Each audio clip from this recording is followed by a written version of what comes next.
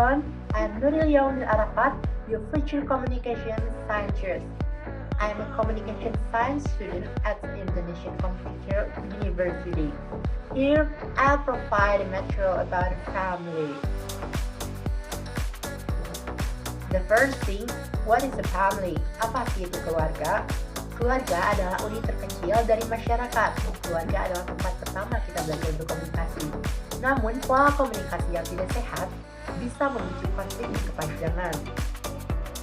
Nah, in this video, kita akan menggali 3 teori utama komunikasi keluarga.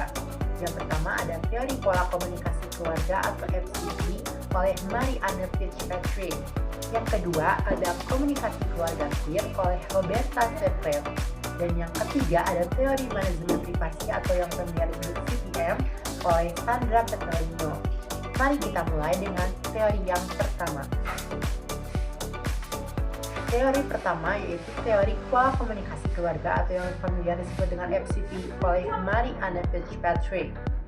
FCP menjelaskan bahwa setiap keluarga memiliki skema komunikasi berdasarkan 2 dimensi.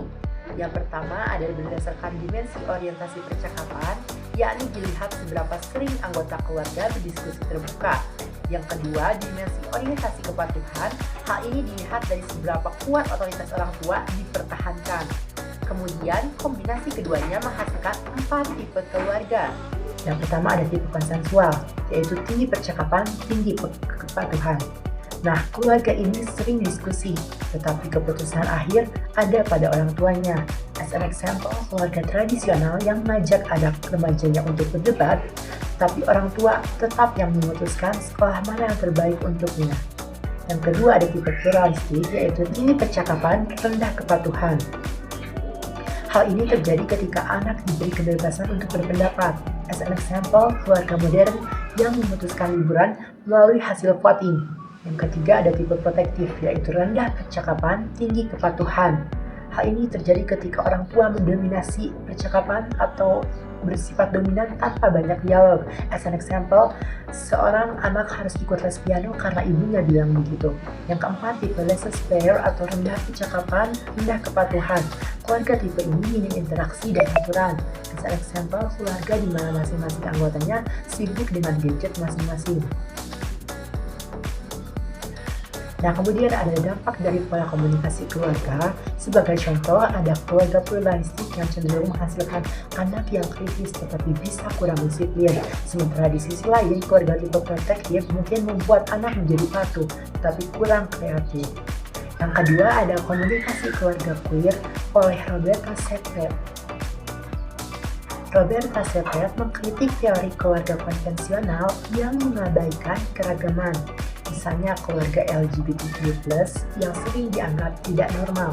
Padahal pola komunikasi mereka sama kompleksnya dengan pola komunikasi yang lain.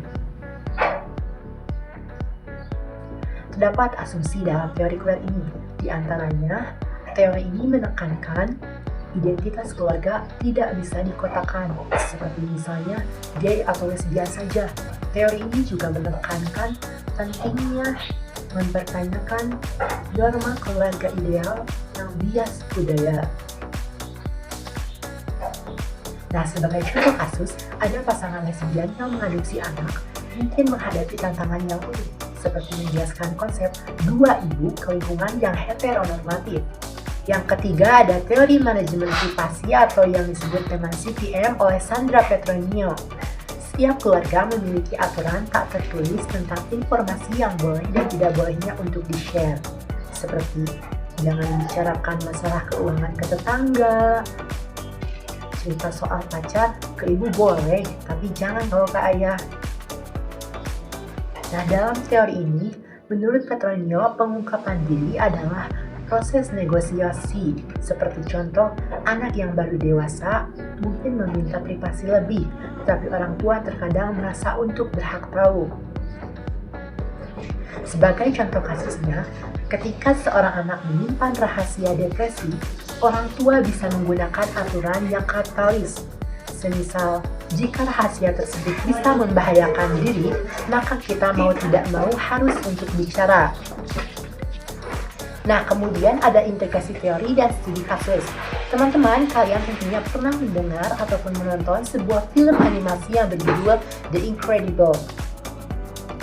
Nah, film ini mewakili ilustrasi keluarga berdasarkan 3 perspektif teori. Lihatlah keluarga Parr dari segi FCP. Awalnya keluarga ini tipe protektif. Mr. Incredible dominan, lalu berkembang jadi tipe pluralistik, yaitu mengutamakan diskusi tim.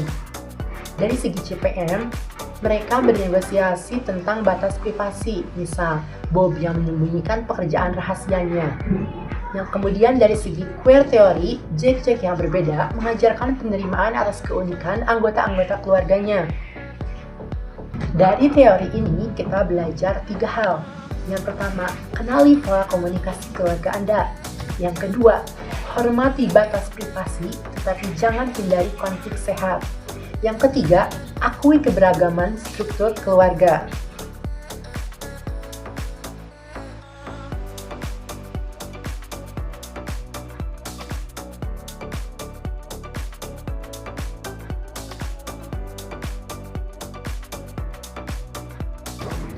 Thanks for watching.